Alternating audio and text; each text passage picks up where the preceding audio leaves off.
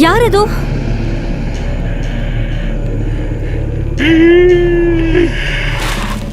ಈ ಕೋಟೆಯಲ್ಲಿ ಹೀಗೆಲ್ಲ ಯಾಕಾಗ್ತಿದೆ?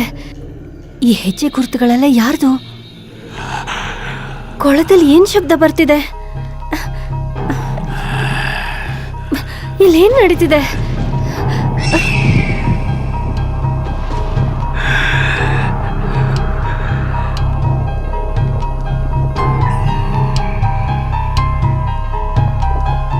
ಈ ಹೆಜ್ಜೆ ಗುರುತು ಯಾರ್ದಾಗಿರ್ಬೋದು?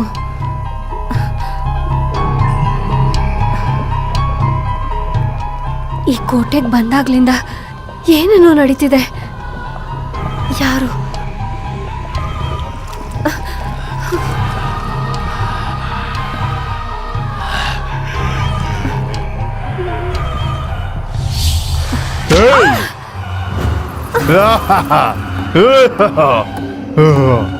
ನಿನಗೀಗಾಗ್ಲೇ ಗತ ಜನ್ಮ ಏನು ಅಂತ ಗೊತ್ತಾಗಿದೆ. ನಾನು ಪ್ರೇತಾತ್ಮ ನಿನ್ನನ್ನು ಸುಮ್ಮನೆ ಬಿಡೋದಿಲ್ಲ. ನನ್ನ ವಿಮುಕ್ತಿಗೆ ಬೇಕಾಗಿರೋದು ನಿನ್ನ ದೇಹವಲ್ಲ, ಆತ್ಮ ಮಾತ್ರನೇ. ಅಕಾಲ ಮರಣದಿಂದಾಗಿ ಆಕೆಯ ಆತ್ಮವು ಇನ್ನು ಮೋಕ್ಷ ಪಡೆದಿಲ್ಲ. ಆ ಕಾಲಚಕ್ರದ ಅನುಗ್ರಹ ಅವಶ್ಯಕತೆ ಇದೆ. ಪ್ರವಳಿಕನ ಹುಡ್ಕೊಂಡು ಇಷ್ಟು ದೂರ ಬಂದಿದ್ದೀನಿ. ಅವಳು ಯಾರು, ಅವಳ ವಿಶೇಷ ಏನು ಅಂತ ತಿಳ್ಕೊಂಡೆ. ಅವಳು ನನ್ನ ಸ್ನೇಹಿತೆ ಆಗಿದ್ರಿಂದ ನನಗೆ ತುಂಬ ಹೆಮ್ಮೆ ಇದೆ. ಹೇಳಿ ಗುರುಜಿ, ನೀನೆಲ್ಲದಕ್ಕೂ ಸಿದ್ಧಾನ? ಅವಳ ಆತ್ಮಶಾಂತಿಗೋಸ್ಕರ ಏನು ಮಾಡೋಕ್ಕೂ ನಾನು ಸಿದ್ಧಾನೆ. ಏನಾದರೂ ಮಾರ್ಗ ಇದ್ರೆ ಹೇಳಿ. ನೀನು ಅಂಗುಳಿಕಾಳಾಗ್ತೀಯಾ? ನಾನು ಅಂಗುಲಿಕ ಆಗೋದಂದ್ರೆ? ಕಾಲವೇ ಸೃಷ್ಟಿ ಮಾಡಿದ ಸಮಸ್ಯೆಗೆ ಕಾಲವೇ ಪರಿಹಾರ ಕೊಡುತ್ತೆ. ಅಂಗುಳಿಕಳ ಜನ್ಮ ನಕ್ಷತ್ರದಲ್ಲೇ ನೀನು ಹುಟ್ಟಿರೋದು. ಕಾಕತಾಳೀಯವಲ್ಲ, ಅದು ಕಾಲ ನಿರ್ಣಯಿಸಿದ ಪೂರ್ವ ನಿರ್ಧಾರಿತ. ಅಂಗುಳಿಕಳ ಆತ್ಮತ್ಯಾಗಕ್ಕೆ ಶಾಶ್ವತವಾಗಿ ಪರಿಹಾರ ಕೊಡೋಕ್ಕೆ ಆಯುಧವು ನೀನೇ. ಅಂಗುಲಿಗಳಾಗಿ ಬದಲಾಗೋ ಶಕ್ತಿ ನನಗಿದೆಯಾ? ಅದಕ್ಕೆ ಇವಳನ್ನು ಕಾಳಿಂಗ ಪ್ರೇತಾತ್ಮ ಹಿಂಬಾಲಿಸಿತು. ಎಚ್ಚರಿಕೆಯಿಂದ ಕೇಳು. ಸೂರ್ಯಾಸ್ತಮದ ಮೊದಲೇ ಅಂಗುಳಿಕಳ ಆತ್ಮ ಆವಾಹನೆಯಾಗಬೇಕು. ಪ್ರವಳಿಕಳ ದೇಹವನ್ನು ಅಂತ್ಯ ಸಂಸ್ಕಾರ ಮಾಡಿ ಆ ಚಿತಾಭಸ್ಮದಿಂದ ಪ್ರಿಯವರ್ಣಿಗಳಿಗೆ ಅಭಿಷೇಕ ಮಾಡಬೇಕು. ಆಗಲೇ ಅವಳು ಅಂಗುಳಿಕಳಾಗಿ ಮಾರ್ಪಾಡಾಗುತ್ತಾಳೆ. ಇಲ್ಲಾಂದ್ರೆ ನಮ್ಮ ಪ್ರಯತ್ನ ವ್ಯರ್ಥವಾಗುತ್ತೆ.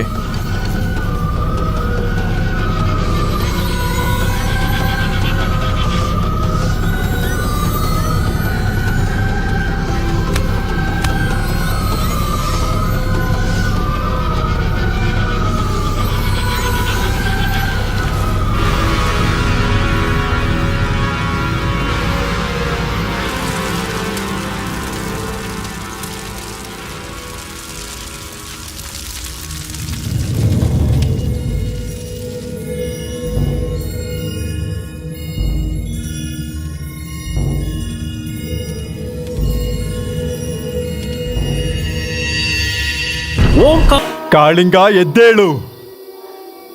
ಉದಯಿಸುವ ಅಂಗುಳಿಕ ಸೂರ್ಯಗ್ರಹಣದ ಸಮಯ ಹತ್ತಿರ ಬರುತ್ತಿದೆ. ಆತ್ಮಕ್ಕೆ ಶರೀರ ಜೊತೆಯಾಗುತ್ತದೆ. ಮಹಾಶಕ್ತಿವಂತನಂತೆ ಎದ್ದೇಳು. ಶತಮಾನಗಳ ನಿರೀಕ್ಷೆಯಿಂದ ಕಾಲವನ್ನೇ ಗೆಲ್ಲುವ ಸಂಕಲ್ಪದಿಂದ ಎದ್ದೇಳು. ಅಪಜಯಕ್ಕೆ ಮೃತ್ಯುವನಂತೆ ವಿಜಯಶಾಲಿಯಾಗಿ ಎದ್ದೇಳು.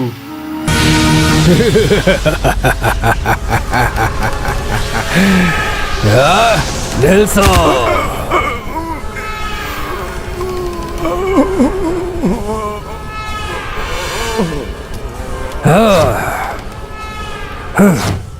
ಅಸುರರ ಹಸಿವನ್ನ ಅಪೂರ್ಣ ಮಾಡಬೇಡ. ಈ ಭೂಮಿ ಜನಿಸಿದ ಕಾಲದಿಂದ ಇಲ್ಲಿಯವರೆಗೂ ಅಂತಿಮ ವಿಜಯವು ದೈವದ್ದೇ. ಅಂತಿಮ ವಿಜಯವು ದೈವದ್ದು ಅಂತ ಚರಿತ್ರೆಯಲ್ಲಿ ಉಳಿದಿರುವಂತ ಸತ್ಯ. ಆದ್ರೆ ಆ ಚರಿತ್ರೆಯ ಗ್ರಂಥಗಳನ್ನ ಮತ್ತೆ ಬರೆಯೋದಕ್ಕೆ ಮತ್ತು ಇತಿಹಾಸದ ಪುಟಗಳನ್ನ ಮರೆಯೋದಕ್ಕೆ ಆ ದೈವದ ಮೇಲೆ ವಿಜಯ ಕಹಳೆಯನ್ನ ಮೊಳಗಿಸ್ತೀನಿ ನಾನು.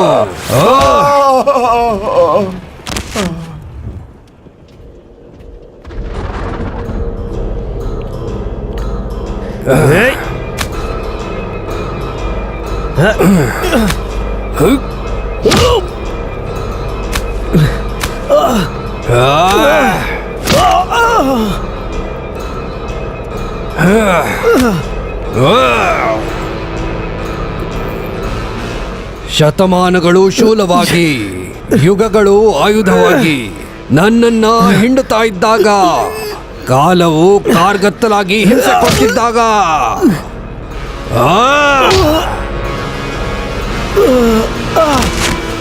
ಅನಂತ ವಿಶ್ವದಲ್ಲಿ ನನ್ನ ಆತ್ಮ ಕಳೆದು ಹೋಗ್ತಿತ್ತು. ಸ್ತಬ್ಧವಾಗುತ್ತಿದ್ದ ತಾಪ, ನಿಸ್ತೇಜನವಾಗುತ್ತಿದ್ದ ಯೌವನ, ಮತ್ತೆ ಸರಿ ಹೋಗುವುದಿಲ್ಲ ಅಂತ ಸವಾಲು ಹಾಕ್ತಿದ್ದ ವಿಶ್ವದ ನಿಯಮ ವಿಕಟ ಅಟ್ಟಹಾಸ ಮಾಡ್ತಿದ್ದಾಗ, ತಲೆಮಾರು ದಾಟಿ, ಯುಗಗಳು ದಾಟಿ, ಕಳೆದಂತ ಶತಮಾನಗಳಲ್ಲಿ ನಿಗೂಢವಾದ ಕಾಮ ಕೋರಿಕೆಗಳನ್ನ ನಾಶ ಮಾಡ್ತಿದ್ಯಲ್ಲೇ ಅಂಗುಳಿಕ.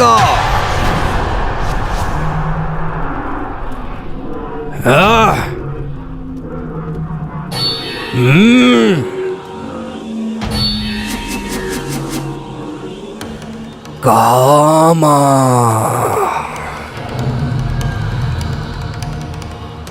ವ್ಯಾಮೋಹ, ನನ್ನ ಇಚ್ಛೆ,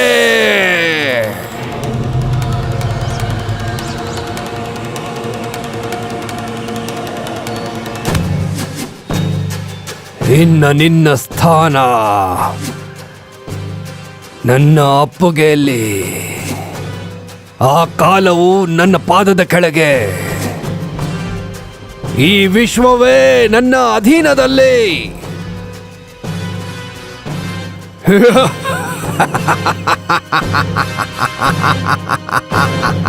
ಕಾಳೀಂದ್ರ, ಬೇಡ, ಧಿಕ್ಕರಿಸಬೇಡ. ಜನನ ಮರಣ ದೈವತೀತವಾದದ್ದು. ಆ ದೈವವನ್ನು ಸಹ ಮುನ್ನಡೆಸುವ ಕಾಲಚಕ್ರವನ್ನು ದೋಷಿಸಬೇಡ. ಕಾಲದಿಂದ ಶಿಕ್ಷಿಸಲ್ಪಟ್ಟ ನಾನು ಆ ಕಾಲಚಕ್ರವನ್ನೇ ಸ್ವಾಧೀನಪಡಿಸ್ಕೊಳ್ಳೋದೇ ನನ್ನ ಗೆಲುವು.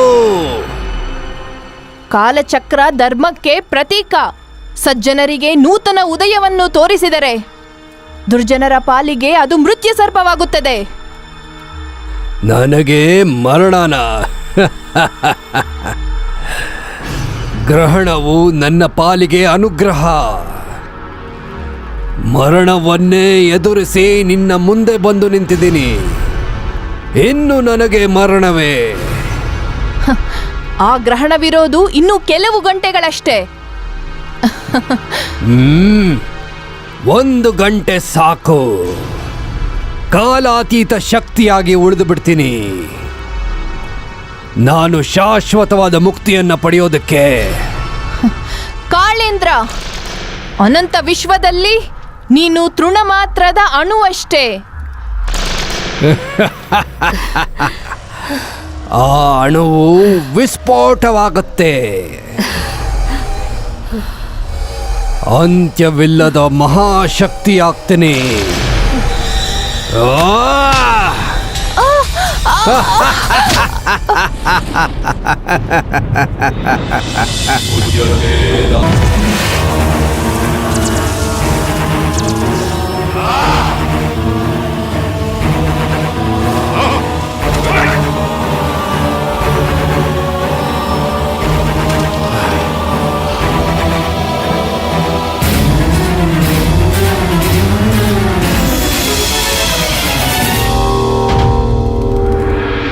ಆಗಸು ಈ ನೆಲಕ್ಕೂ ಆಕೃತಿಯೋ, ನಿನ್ನುಸಿರು ಈ ನೆಲಕ್ಕೆ ಆಹುತಿಯೋ. ಕಿರಣಾಗ್ನಿ ಹೆಣ್ಣಾಗಿ ಅವತರಿಸಿ ಗರ್ಭಾಂಶಂ ಸಂಹಾರಕ್ಕೆ ಅಣಿಯಾಗಿ, ಅಗ್ನಿ ಸಾಕ್ಷಿಯಾಗಿ ರಕ್ತಾರ್ಪಣ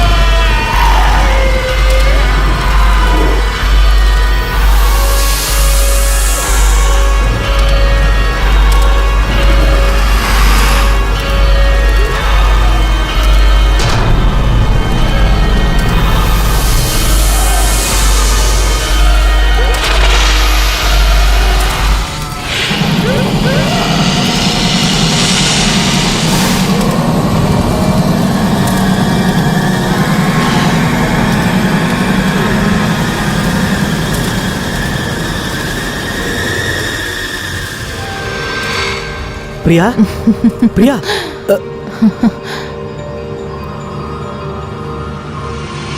ಕೊನೆಗೂ ಮಿಸ್ಟರಿ ಕತೆ ಬಗೆಹರಿದಿದೆ.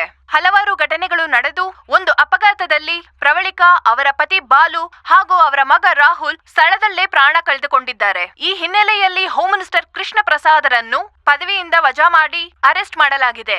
ಈ ಮಿಸ್ಟರಿ ಕೇಸ್ನ ಬಗೆಹರಿಸಿದ್ದಕ್ಕೆ ಇನ್ವೆಸ್ಟಿಗೇಷನ್ ಟೀಮ್ನ ಸಿಎಂ ಹೊಗಳಿದ್ದಾರೆ. ಕಮಿಷನರ್ ಜೊತೆನಲ್ಲಿ ಸೇರ್ಕೊಂಡು ನನಗೂ ಗೊತ್ತಿಲ್ದಿರನೆ ಈ ಆಪರೇಷನ್ ಚೆನ್ನಾಗಿ ಮಾಡಿದೆ ಪ್ರಿಯಾ. ಗೌತಮ್, ನಂಗೆ ಫಸ್ಟ್ ಟೈಮ್ ಮೀಟಿಂಗ್ನಲ್ಲೇ ಹೋಮ್ ಮಿನಿಸ್ಟರ್ ಮೇಲೆ ಡೌಟ್ ಬಂತು. ನನ್ನ ಇನ್ವೆಸ್ಟಿಗೇಷನಲ್ಲಿ ಗೊತ್ತಾಯ್ತು ಪ್ರವಳಿಕಾ ಬಾಲುದು ಲವ್ ಮ್ಯಾರೇಜು ಅಂತ. ಅದು ಹೋಮ್ ಮಿನಿಸ್ಟರ್ಗೆ ಇಷ್ಟ ಇಲ್ಲ.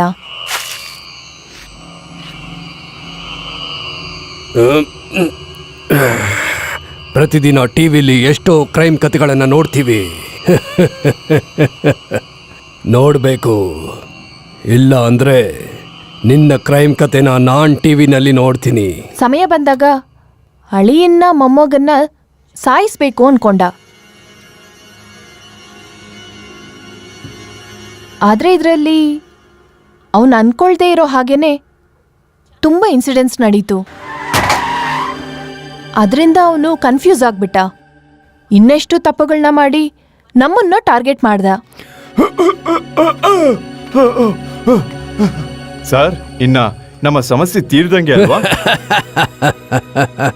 ಎಷ್ಟು ಅಮಾಯಕ ಪ್ರಶ್ನೆನಯ್ಯ. ನಾವ್ ಅನ್ಕೊಂಡ್ರೆ ನನ್ ಮಗಂದು ಆ ಸಮಸ್ಯೆ ಇರತ್ತಾ? ಹೊರಟೋಯ್ತು. ಸೊ ಯಾವತ್ತಿದ್ರೂ ಕಾನೂನಿಂದ ಯಾರೂ ತಪ್ಪಿಸ್ಕೊಳಕ್ಕಾಗಲ್ಲ. You are so brilliant Priya.